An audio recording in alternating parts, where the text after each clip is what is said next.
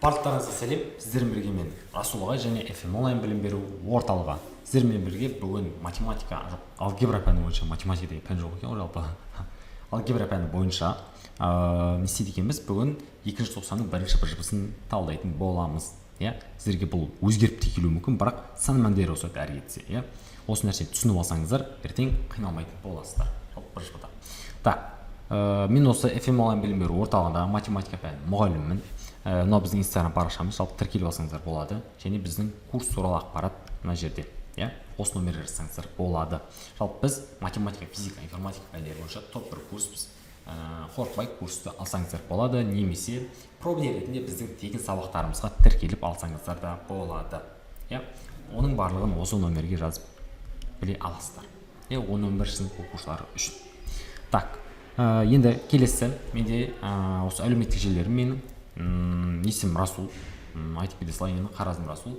Осы FM онлайнда математика пәні мұғалімімін және Еуразия ұлттық университетінде математика педагогика бағыты бойынша білім алып жатырмын. Мынау менің инстаграм парақшам, мынау менің телеграм каналдарым. Енді тіркеліп алсаңыздар болады, сіздерге көптеген пайдалы ақпараттармен бөлісетін боламын. Особенно деген ақпараттар. Кәдімгі көп адам бөлісе бермейтін. ОБТ-ға байланысты болсын, жалпы математикаға байланысты болсын. Және мынау менің YouTube каналым. Бұған да тоже тіркеліп алсаңыздар болады. Бұл жерде көптеген контенттер саламын. Уже мынау негізі көбейген. Просто бұл көне скрим болып тұрған еді ғой. Негізі бұдан да өте көп құпия нұсқалы талдаулар, әртүрлі математикаға байланысты керекті ақпараттармен бөлісемін. Так, енді көп сөзбай енді мына талдауымызды бастайық. Қараңдар. Бізде жалпы 3 қана сұрақ болады. И 3 қана сұрақта енді пункттері бар бірнеше. Соларды орындасаңыздар болады. Енді 25 минут беріледі бұған. Так, енді бұны қалай шығарамыз? Қараңыздар. А көбейту В дейді. Осыны тап дейді. Жақсы. Т тең болады екен А көбейту В-ға. Онда мен былай жазам. X минус Y. Астында мен мынаны бар ғой, бүйтіп жаза салайыншы. X-дің 4-3 дәрежесі деп. Азайту X-дің 2-ден 1 дәрежесі. Көбейту Y-дің 4-ден 1 дәрежесі. Так, енді көбейтіледі неге? Мына нәрсеге. Ол менде мына дәреженің қасиеті бойынша мен былай жазамын. Түбірасты X, и ол түбірасты Y болып тұрса, мен оны X-дің 2-ден 1 дәрежесі, көбейту Y-дің 2-ден 1 дәрежесі деп жазамын. Y-дің 4-ден 1 дәрежесі, потому что бізде 2 еселенген түбір ғой. Енді осы бір жерде не болады екен менде?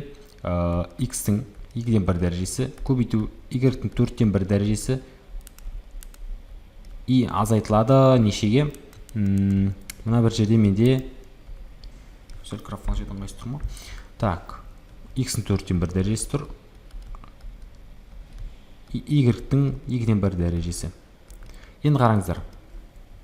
Астында менде түбірасты X плюс түбірасты Y тұр. Тең. Енді мен мына X минус Y-ті бар ғой, мен жалпы қысқаша көбейту формуласы бойынша жасасам болады. Ол қалай? Яғни мен бұны былай жасасам болады. Түбірасты X минус түбірасты Y және түбірасты X қосу түбірасты Y. Потому что мынау менде не болып тұр? Түбірасты X-дің квадраты ғой жалпы X дегені. Ал Y деген түбірасты Y-дің квадраты. Ол менде А квадрат минус Б квадратпен қысқаша көбейту формуласымен ашылып кетті. Яғни А минус В, А плюс В тең А квадрат минус Б квадрат. Так, астында менде жақшасына шығарып жіберетін дүние бар. Ол менде X-дің 2-ден 1 дәрежесі. И қалатын нәрсе ішінде X-дің 4-ден 1 дәрежесі қалады. Азайту Y-дің 4-ден 1 дәрежесі қалады. Және мұнда менде тоже X-дің 4-ден 1 дәрежелерін жақшасына шығарсам болады. X-дің 4-ден 1 дәрежесі, Y-дің 4-ден 1 дәрежесі.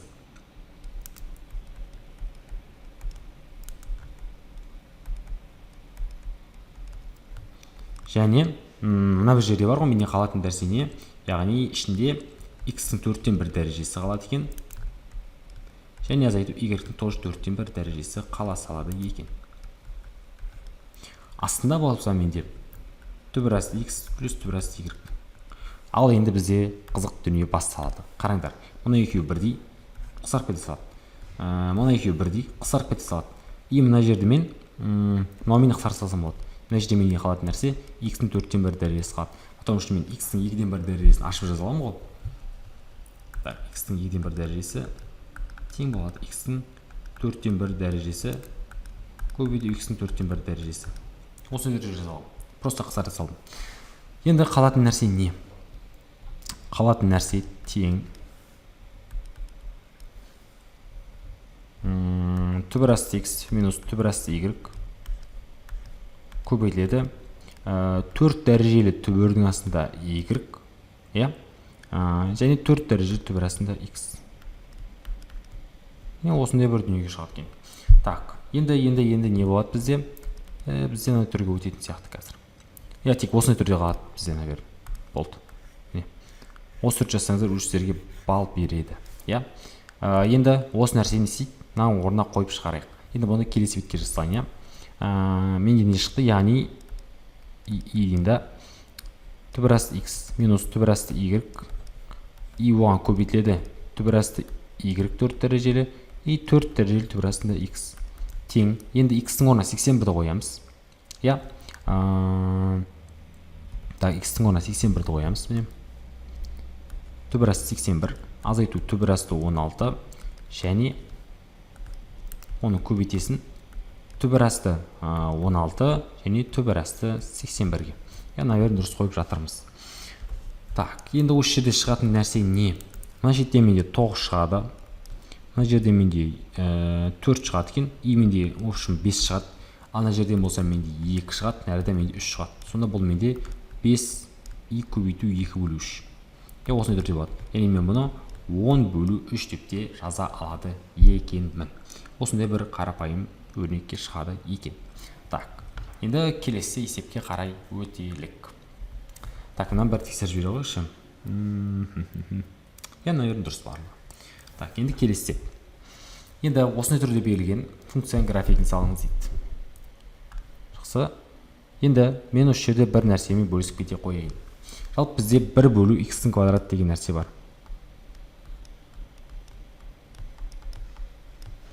Осындай график бар. Осындай функция бар, и осының графигі бізде анықталғаны нақты. Бұл бізде қандай еді? Бұл бізде былай еді. Яғни мына жерден осылай шексізден келатады да, короче. X бойынша. Қазір бүйтіп планшет ұстап тұрып салып жібере қойын. И осылай кете береді. Мына жақтан тоже сондай болады. Неге бұлай? Себебі бұл жерде бұлай болады.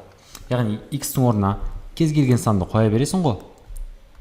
0-ден басқа. И бұл теріс санды қойсаң да бәрі оң сан қылып береді. Сол үшін біз y-мен жоғары қарай өсе беретін болады. И бізде осындай дүние бар. Енді қара. Мынаны бар ғой, менде басқа цветпен көрсетейін. Бұл жерде енді қызылмен көрсетейін, әдемілеп 1 бөлу x плюс 1-дің квадраты қылып жіберіпті. Яғни бұл жерде x-тің қасына плюс 1 қосқан себепті бізде функцияның графигін түрлендіруге кетіп қалады. Яғни бұл жерде бар ғой, ол бір бірлікке солға қарай жылжиды. Плюс болса солға қарай жылжиды, минус болса оңға қарай жылжиды екен. Мен бір бірлік деп мына жерде алсайын енді. И осы жерде менде қалдай түр келеді. Яғни мынау менде бар ғой, былайынан болады. Мына жерде менде оны шекарасы ретінде қарастырайын. Кавон себебін көрсем, мынау минус 1. И деп кетеді осылай. И нашта осылай тоже кете береді екен. Осылай бізде шексіз осылай кете береді. Осылай тұр ғой. Бұл бізде минус 1-ге қарай шексіз жақындайды, бірақ оны қиып өтпейді. Неге? Потому что егер де минус 1 болатын болса, оның нүктесі ол бізде 1 бөлу 0-ден келіп қалады. Онда бізде мағынасы жоқ оның. Так, енді бізде график осы түрде болады. Енді қызылмен белгілеп қойған бойынша. Енді мына жерде бүйтіп жазып қойсаңызшы. Солға бір бірлік деп ше. Так, енді осы функцияның график бойынша анықтаңыз, анықталу болсын дейді. Жақсы. Анықталу болсын, ол бізде пока арт жағында тұр, қазір осының артынан көрсетемін. Бірінші анықталу болсын көрсетейін. И деп қойын. Анықталу болса деген не? Яғни ол x-тің қабылдай алатын мәндер. Қараңыздар. Мынау менде x ойса, мынау менде y ойса. Енді x қарасаңдар былайынан түсіндің ғой. И бұл минус x теңге жатыр да, и какой-то минус 1-ге барып тіреліп қалды да, и минус 1-ден қарай тоже плюс x қарай кетіп жатыр. Яғни бұның тек шектеуі жоқ, тек шектеп тұрған нәрсе оның не? Әрине қарапайым ғана минус 1 деген нүкте. Сонда бізде бұның анықталу болысы бар ғой бізде. Минус x-тен минус 1-ге дейін и минус 1-ден плюс x-ге дейін. Осындай бір дүние. Енді бұл жерде енді графикке деген графиктің теңдеуіне деп қарап тұрып ше, тапсаңдар да болады жалпы функцияға қарап тұрып. Яғни мынаның бөлім 0-ге тең болмау керек қой. X тең емес 1 деп ше. Минус 1, иә. Осы нәрседен білсеңіздер де болады. Енді и деп келесін қарастырайық. Мәндер жиыны. Иә, мәндер жиыны функцияның графигіне қарап тұрып табатын болсақ, уже көрініп тұр. Значит, бізде 0 деген нүкте ғой аяқтар. И осы қарасаң, бізде мына жерде қиып кетті, мына қимау керек ше. Мына қате салып жібердім. Мынау еш қысаң қимайды, мынау бізде шексіз жақындайды всегда. Сонда бізде осы шексіз жақындайды, еще қиып өтпейтін болса, онда менде не екен? Оның мәндер жиыны y. Иә, ол менде 0 плюс x-ге дейін деген болады. Потому что бізде ойлап көріңізші, кез келген санды бір нәрсеге бөлсең 0 шығады дейді да. Санды 0-ге бірдеңеге бөлсең 0-ге ешқашан шықпайды бізде. Ол мүмкін емес. Y-тің мәні 0-ге тең болмайды. Одан жоғарыға тең болады екен. Так, жақсы, енді келесіне қарай өтейік. Бір сарынды аралықтар дейді. Яғни бұл бізде не деген сөз? Оның өсу аралықтары деген сөз. Қараңдар. Мына бізде график қалай болып тұр? Былай қарай кетіп жатыр, өсіп жатыр. Яғни бұл жерде мен не болып тұр? Ең біріншінде өсу аралығын жазайын. Өсу аралығы менде қандай болып тұр? Яғни минус x-тен минус 1-ге дейін барып өсіп жатыр. Және кему аралығы ше. Кему аралығы деген, міне, мына жерден театрда былай қарай кетіп жатыр, еще ол істеп жатыр, кеміп жатыр төмен қарай. Яғни ол бізде минус 1 деген нүкте жақтан. Яғни бұл дегенің бізде не болады екен? Минус 1-ден плюс x-ге дейін деген сөз. Яғни осы жерде бар бізде істейді ол функция кеми береді деген сөз. Так. Осындай қарапайым ғана есеп екен. Так. Енді келесіне қарап өтелік. Келесінде ше. Бізде тақ жоп не жалпы функцияда, жалпы жағдайда функция болатын анықтайды. Жақсы. И вот деп тұр екен. Так, енді бізде білеміз, что келген функция жоп болу үшін ол, я y осіне байланысты симметриялы болу керек. Қараңыздар. Мынау менен негізгі y осі. Не мынау.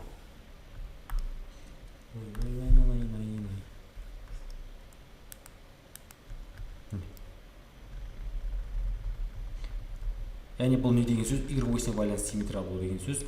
Яғни мынау как-то кітаптың беті, y осінің кітаптың беті ғой, y осі бар ғой, сол кітаптың қақ ортасы. И аласында, короче, кітапты бүйтіп жауып жіберген кезде, мына жақта тұрған нәрсең мына жаққа барып ровно түсу керек. Қараш, егер де осылай аласында y осының қақ ортасы ретінде алып бүйтіп жауып жіберетін болсаң, мына жердегі график ана жерге ровно түсе ма? Ол бізде түспейді ғой ешқашанда, потому что оның қақ ортасы мына жақта тұр. Иә? Ал мына жерден алып бүйтіп ұстап тұрып, мына бүйтіп бүктейтін болсаң, вообще ол быт-шыт болып кетеді. Яғни бұл бізде не деген сөз? Бұл бізде жоп емес деген сөз. Ал бізде тақ болатын кезде ше. Тақ болатын кезде ол бізде не болады екен? Әрине ол бізде мына бір 0 нүкте бар емес па, 0 деген координата басы бойынша. Осы жерге байланысты симметриялы болу керек. То есть анадан әкелесін былайынан алып тұрып былай жапқан кезде ол не болу керек екен? Ровно түсу керек. Немесе былайынан әкеліп жапқан кезде бар ғой, астынан алып тұрасың. Иә, осы жерден алып жабасың. Мына жерден алып тұрып жабасың, мына жағына қарай. И осы жерде ровно түсу керек. Қарасаң вообще ровно түспейді ғой. Иә? Но бізде жалпы керек емес, мынаны алып тастасаң да болады негізінде. Не.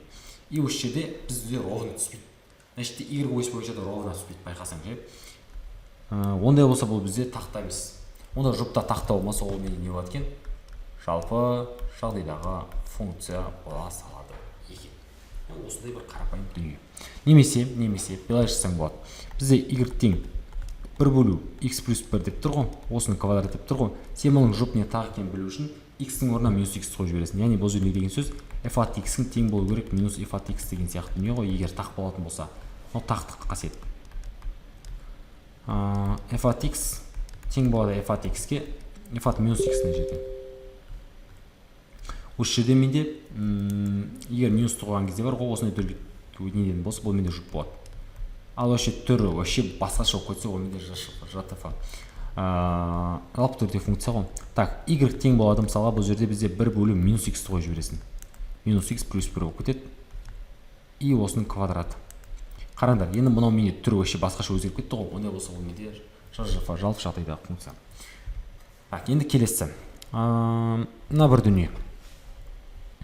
Осыдан бірінші туындал дейді f от x-тен, екіншісінен интеграл дейді. Жақсы, біріншісі туындал жібере қояйық. Так, егерде мен мынаны басқа бірден жазып алсайыншы болмаса, 2 4 дәрежелі түбір астында 3 азайту, 3 көбейту, мен оны x-тің минус 3-тен 1 дәреже деп жаза аламын, дәреженің қасиеті бойынша. Қосылған 5 көбейту, x-тің минус 2 дәреже деп жаза аламын, азайту 4 тең. Енді осы жерде мен барлығынан туындалуым керек болады екен. Туындалсам, мына нәрсе менен нөлге айналып кетеді. Кез келген санның туындысы бізде нөлді береді. Осы жерде мына минус 3 көбейту, мына минус 3-ің алдан түседі, минус 3 көбейтесің минус 3-тен 1-ге. И одан 1-ді азайтасың, болды. Яғни дәрежеден 1-ді азайтасың. Яғни дәрежеден 1-ді азайтасың болса, одан менде x-тің минус 3-тен 4 дәрежесі болады екен. Сосын қосылады. Мына жерде 5 көбейтеді минус 2-ге. И одан 1 дәреже азайтылады, x-тің минус 3 дәрежесі болып кетеді екен. Так, мына минус 4-тен туындалсаң, ол менде 0 береді. Енді осы нәрсе қалды. Енді мен осыны түрлендіріп жазайын. Мына 3 мен шығарады. Мына менде 10-ды береді. И соңында менде жалпы шығатын дүние 1 бөлінген, яғни 4 дәрежелі. Яғни x-ің 4 дәрежесі 3 дәрежелі түбірдің астындағы x болады. И қосылады ол бізде, минус азайтылады 10 бөлінген x-тің кубына. Осы түрде болады екен. Жақсы, онда и деген келесі несіне қарай өтейік. Келесіне интеграл дейді жат x-тің. Келесіне интеграл алатын болсақ, мына жерде бүйтіп жазып кете салайыншы, болмаса тездетіп ше. Бұл жерде менде шығатын дүние не? Мына жерде менде минус 3x. И мен бұны дәреженің қасиеті бойынша әкеліп жазбайын біріктіріп. 3 көбейту, мен аны x-тің не деп жаза аламын? Яғни 3-тен 2 дәрежесі, мен оны 3-тен 2 дәрежеге 3-тен 3 дәрежеден қосатын болсаң, 3-тен 5 дәреже болады екен. И қосылады 2 еселенген, и менде x-тің 4-тен 3 дәрежесі. И азайтылады x-тің минус 2 бөлу 5 дәрежесіне тура келеді. Осы түрде болады қарапайым. Енді бұны интегралайтын болсақ. x. Әгер барлығын дұрыс жазып алдым, бұл дәреженің қасиеті бойынша ровно кетті. Так. Дұрыстап қарап болу керек болады, потому что бұл дәреженің қасиетінде дұрыс кетпей қалса, уже есеп қате шығады. И бұл жерде енді дұрыс кетті. Енді мен істеткем интегралдау бойынша интегралдаудың өзінің қасиеті бар ғой. Біз былай жасаймыз. Минус 3 көбейту дәрежеге қосамыз, бір сан. И соны шыққан нәрсені бөліп жібере саламыз. Минус 3 x. И наған 1-ді қосатын болсақ, менде 3-тен 8 болады екен. И барасына 3-тен 8-ге бөліп жібере саласың. Так. Қосылады. 2 көбейту, анаған 1-ді қосып жібере салатын болсаң, 4-тен 7 болады екен. X-тің. И оны 4-тен 7-ге бөліп жібере саласың. Сосын не шығады бізде? Азайтылады. X-тің анаған 1-ді қоссаң, менде X-тің 5-тен 3 болады екен. И оны 5-тен 3-ге бөліп жібере саласың. Тең. И айтқанда бізде плюсысы бар ма? Тең. Енді шығатын дүние не? Мына жерде менде минус 9 бөлінген 8 көбейту не болып кетеді екен? Менде жалпы x-тің квадраты болады. X-тің квадраты болады екен. Және 3-тен 2 дәреже. Яғни x-тің квадраты көбейту x-тің квадраты 3 дәрежелі түбірдің астында болады екен. Так. Және тағы не болады екен? менде